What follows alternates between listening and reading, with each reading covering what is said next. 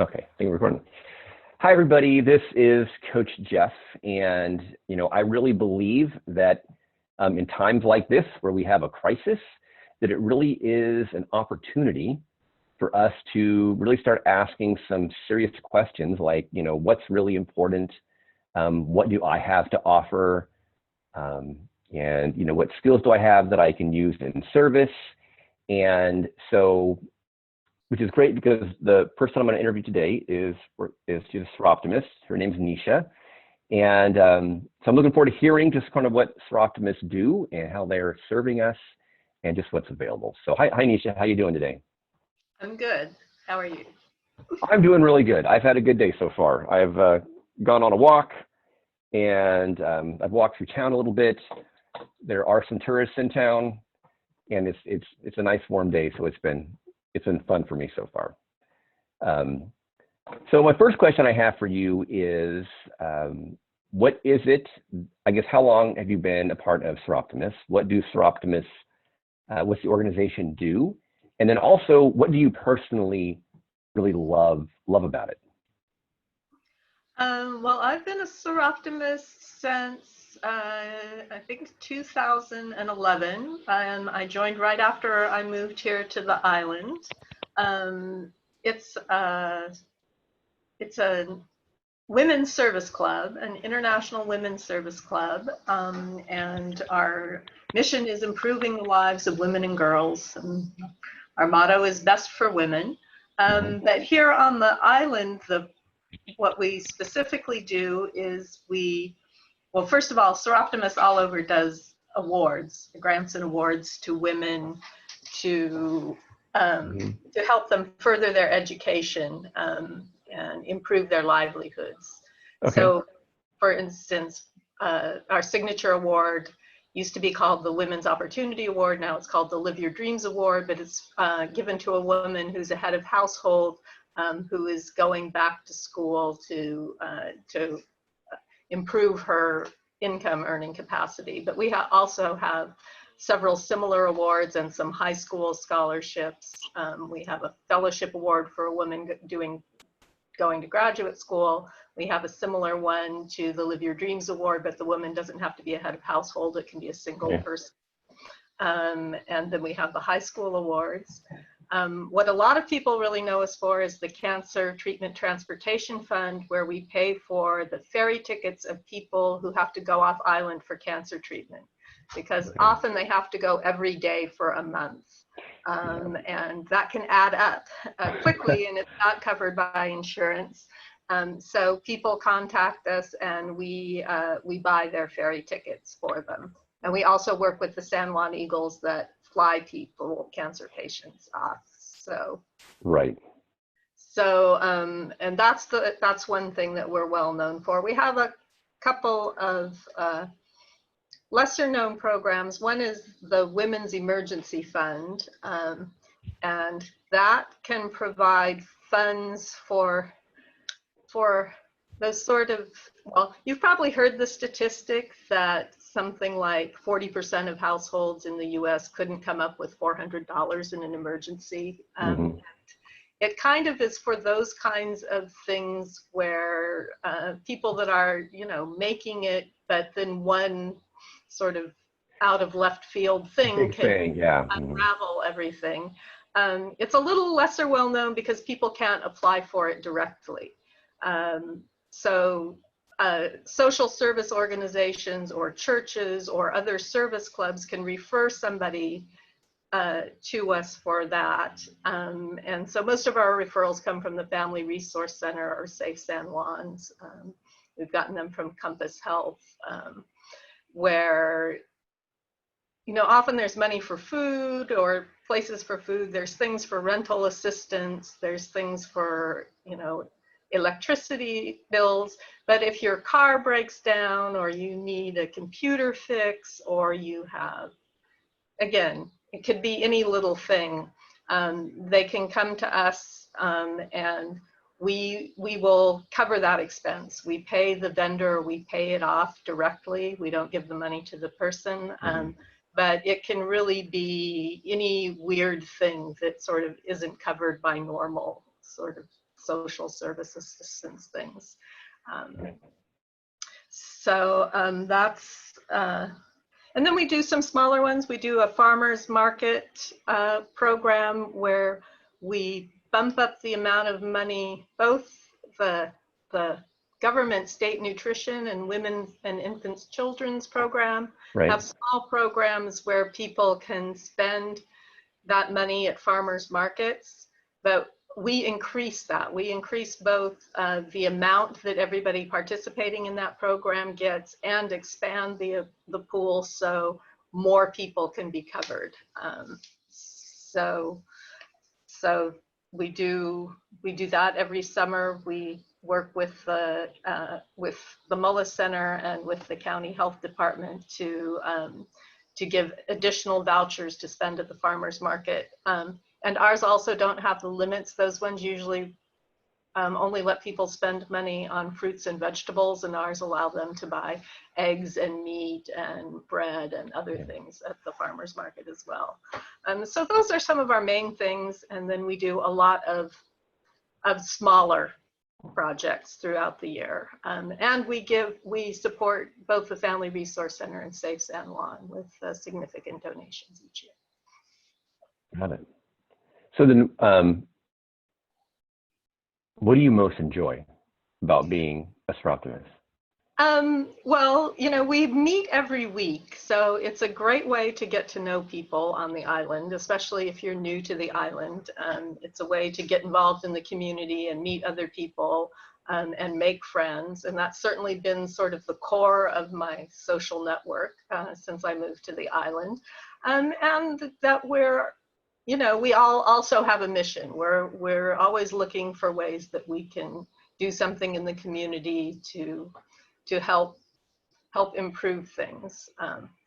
For instance, you know, the Great Island Cleanup was originally started by the Soroptimist Club. And eventually it was taken over and expanded by another group when it sort of grew beyond us. But Soroptimist was the organization that started that whole thing. We're always sort of, you know, looking at ways that we can make our community a better place. Right. And it's fun to be a part of that. You're saying like you're coming together and it's fun. We know each other. We see each other weekly. And so how many people are usually you say you meet every week? How many women are usually at the meeting? Normally in normal circumstances, we have one business meeting a month and one meeting of our committees. And then we have 2 program meetings where we bring in speakers. Okay. And then on months where there's a 5th when we meet on Wednesday, where there's 5 Wednesdays instead of 4, then we have an evening social event on that 5th Wednesday. So yeah, and then we have right now, I'm doing dues renewal, so I know exactly. We had 62 members this year, but at a typical meeting we'll have 20 to 25 people. Right. That's a good sized group though. You know, it seems like it. Yeah. And where do you guys meet? We had been meeting at the village. Okay. We've met at different places over the years. We were meeting at Key Bank for a while. We were meeting at Vinnie's in the past. I think before I joined, they met at the Legion for a time. Immediately before all this, we were meeting at the village. Got it. So in light of the whole COVID thing that's been going on for the last, I can't even keep track how long it's been now. So how do I put this? So have you become aware of needs in the community because of COVID that's kind of come to the surface? I'm not sure how you would, you know, whether they contact you or anything that's come up. I would say not specifically related to COVID. We've had, for us, mostly it's been the impact on us because our biggest fundraiser of the year, our budget, we spend about $70,000 a year. Okay. And over half of that comes from our St. Patrick's Day event. Right. and which was supposed to be March 17th. Yeah. March 8th, we took the decision to cancel that. So there sort of went half of our annual income.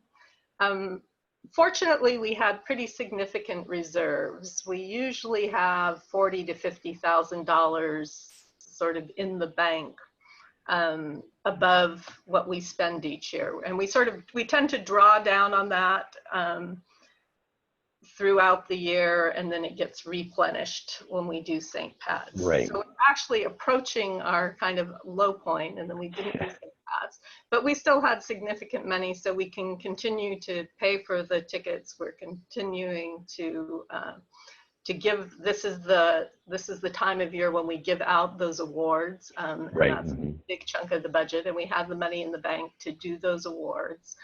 Although we did pull back on the high school scholarships and do less than we normally do because of that. And we also normally give a chunk at the national level. They give some of these awards that people can apply for if they live in a place where there isn't a local Soroptimist club. So there's some at-large awards, and we contribute money to those, and we contributed less than we would have otherwise. And we're really thinking about how do we bring money in so that we don't run out of money by the end of the year. But because we had substantial reserves, we're able to keep most of our programs going for right now. Right. And we have not seen referrals from, I mean, we did get a referral for the Women's Emergency Fund, but when we checked back on it, they had found another source of funds for that request. So we ended up not paying that out. But the organizations that are kind of on the front lines are aware that that's available to them. Got it. So I guess kind of along with that then, because of the fact that you can't be meeting and whatever other restrictions are happening because of COVID, is there anything that you guys have, been aware of that you're kind of getting creative and doing things differently, whether it's how you're meeting or getting information out? I mean, what have you had to kind of adjust and adapt and anything like that? Yeah, well, we are continuing to meet via Zoom. Okay. So initially we just did the business meetings, but we started in April, in mid-April, going ahead and doing our regular program meetings as well. And we actually have better attendance on Zoom than we had in person. Partly we have a few members who are part year and they're down in California, but they can join the meetings via Zoom Right. if they're not here. So we've had good turnout for our regular weekly meetings, and it helps everybody keep in touch and see each other, make sure everybody's doing okay. And then we have a weekly, we always have had sort of a little weekly email that goes out about what's going on at the meeting that week and with any other notices, and a newsletter. So, and we're talking about doing our committee meetings virtually, and we're continuing with our activities. The Cancer Transportation Fund keeps going. We're doing the awards. We're doing the farmers market. We're figuring out how to do that. So I'm the treasurer. I'm still writing checks and picking up the mail, and so our business is going on and our meetings are going on, and we're focusing a little bit on some support to, like one of our meetings, we had some of our members who are mental health professionals sort of gave tips on coping with isolation and quarantine and depression during this. So, we're shifted the focus of some of the meetings to sort of some mutual care issues. Yeah. That's good. So I guess along those lines too, I mean, if somebody wants to, join Soroptimist, how would they do that?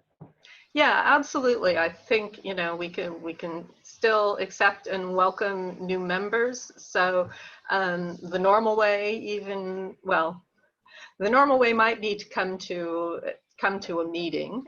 That's a little harder, but we have a website. It's www.sifri.org.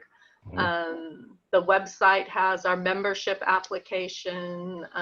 There's a PayPal link, but people can download the application and write a check and mail it to our PO box, which is PO Box 2856. You know, we can get them signed up, get them on the email list, get them the Zoom links to the meetings, you know, call them, make sure. In fact, we just did an induction during one of our Zoom meetings, which is bringing a new member on. It was somebody who joined before COVID, but we had, because of the in-person meetings, we hadn't done the formal induction, so we did that during a Zoom meeting, and hook them up and put them on a committee. And so it is a way, if people are sort of, you know, looking for a way to connect and see people, even if virtually once a week, we're definitely happy to welcome new members, even during all of this. Gotcha. Yeah. So so what I'll do is I'll make sure I put all of your website and the phone number and the email, whatever other information, that your Facebook page, all that information, I'll put that down in the notes so people can see that. Okay. So and I email you all that information. Yeah, so you email that to me. That would be great. So I can just put it all in there. And so then. And that's also, our website is also where the information for, like, the Cancer Transportation Fund is. There's the person who coordinated, there's a phone number that people can call or an email specifically for requesting that. So that's available online for people who are who need that service. Right. But you said paid for their ferry and transportation, and then if they need you kind of coordinate with the ones that fly off the island too, if they need that. Yeah, most people contact the Eagles directly, right. but we've we've sort of been linked for a long time. We have a joint flyer that goes in hospitals and clinics for people that need transportation with both of the program numbers. So if we know of if somebody who gets a hold of us, it looks like they need that instead, we can easily put them in contact with the Eagles. Got it. Okay. So Necia, is there any final message that you'd like to share with the community or anybody else who's listening? I think everybody in our meetings has, when we sort of go around and do check-ins, so many people express how grateful they are that they're here during this crisis, and that it's both a beautiful place to be, but also, you know, a community where we have a lot of trust in each other to sort of do the right thing, and support each other. So so we're happy to be part of that. Good. Thank you for sharing. I had one last question I just thought of. So is there like an age requirement for a woman to be a Soroptimist? Is it 18 to up, or can someone be a high school student, or how does that work? I don't know that there's an actual age requirement. We used to have, for a long time, we had an associated club in the high school called the S Club. Okay. But we actually wrapped that up a couple of years ago, as kids have just so many activities that, right. that it was kind of falling through the cracks. And we were competing with the Lions also have a club, the Leo Club. Leo, and that right. was very, very popular. And I think there was a lot more interest in that than there was sort of in this girls based clubs. So, right. But there's nothing to stop, I suppose, someone in high school from being a member, other than right. lack of interest of being part of a group of older ladies. Right. Well, you never know. Yeah. Okay. No. Okay, well, thanks, Necia, for sharing. And I now know much better. I have an idea of what the Soroptimists do, and some of you guys are doing a lot of really great things for women on the island, just people in need in general, for that matter. So I hope, this is Coach Jeff. Hope you guys have a great weekend. Enjoy the weather. Hopefully we'll be able to, hopefully things will be opening up soon, and hopefully soon maybe you can start having your Soroptimist meetings in person instead of over Zoom, even though it sounds like maybe your attendance has actually been up doing it on Zoom. So there's an upside to being stuck at home, I guess. So, all right, guys, have a great week. Thanks, Necia, and talk to you guys later. Okay, thank you, Jeff. It was fun. Yeah, bye-bye.